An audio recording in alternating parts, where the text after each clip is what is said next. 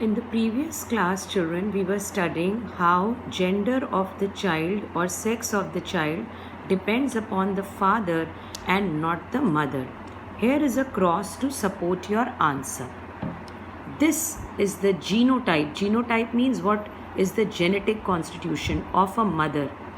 This is the symbol we use for females.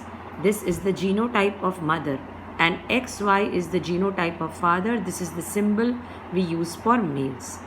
Males are heterogametic. That means they produce two kinds of gametes or sperms, either X type or Y type. Whereas females are homogametic. That means they produce only one kind of ova, and that is X type. So this is the way you write the parental generation, and this is how you write the gametes.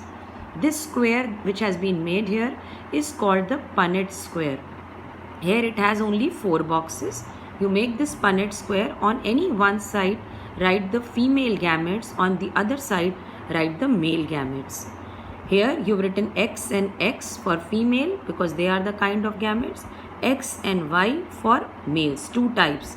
It's not that male will produce only 2 sperms. It can either be X type or Y type.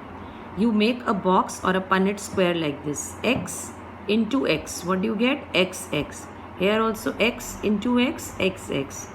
X into Y. You get XY. And X fuses with Y, again XY. If we take this complete box as 100%, we'll find that 50% chances are there that a daughter is born. And 50% chances are there that a son is born. This is how we take out the probability in a cross. So, who is determining the gender of the child? It is the Y sperm. That if Y is there, it would be a male child.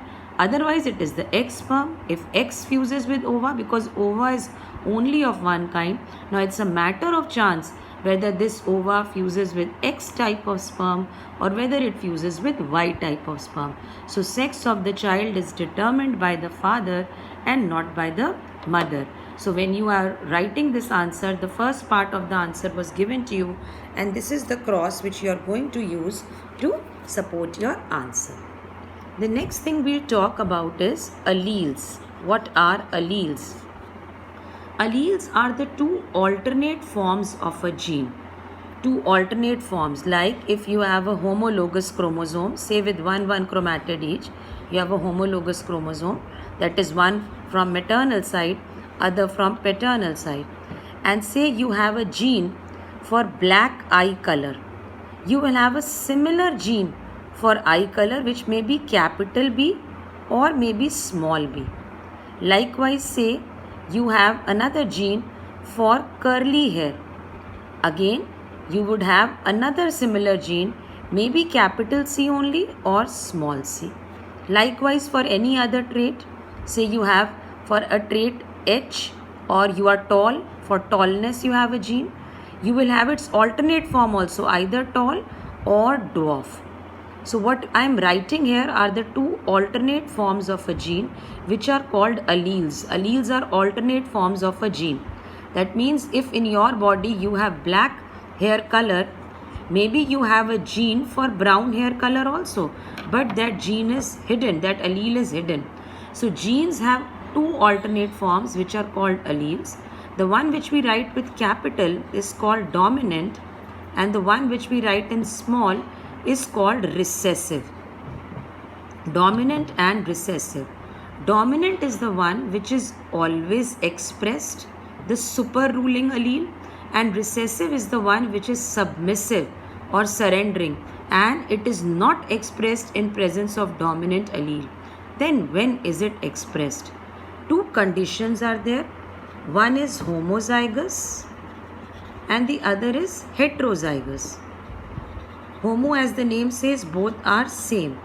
That means if I have capital T as the gene for tallness, capital T, if both are there, the person would be tall.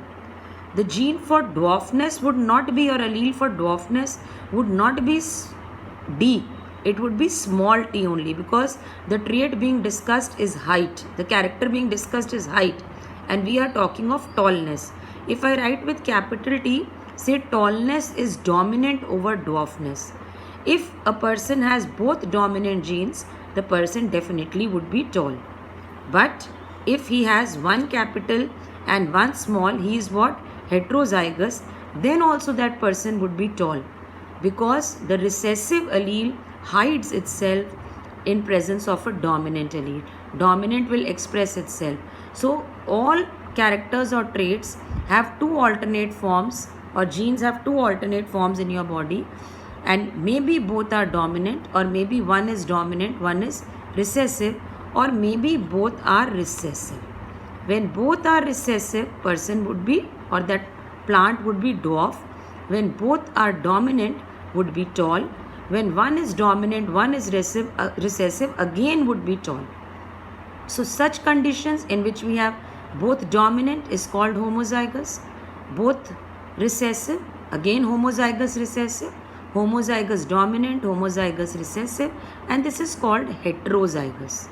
These are the different genotypes. So what is a genotype? Genotype is the genetic constitution of an organism. Say Mendel, who is the father of genetics, studied tall and dwarf pea plants. So when you see a tall pea plant from outside, you don't know whether it has capital T in it, or capital T small t. That means whether it is homozygous dominant or whether it is heterozygous. In heterozygous, we don't use dominant or recessive, because in heterozygous condition, we know dominant will express itself. So when you see a tall plant, you don't know. It might have a genotype or genetic constitution of this kind or of this kind. But from outside, they appear what? Tall. What appears from outside is called one's phenotype. So if you are tall, your phenotype or your external appearance is what? That you are tall. But inside, are you capital T or are you capital T small t? We don't know from outside, because that is your inside composition, that is genetic composition, which is called genotype. So the genetic constitution of an organism is called genotype, whereas the externally visible observable features are called phenotypes. The gene which is always expressing itself, or allele which is always expressing itself, whether in homozygous condition or in heterozygous condition, is called a dominant allele, and the one which hides itself and can express only in homozygous form, when both are recessive, only then it will express itself, is called a recessive allele. So you have to learn the definitions of dominant, recessive, phenotype, genotype, homozygous and heterozygous to further understand the concepts of genetics.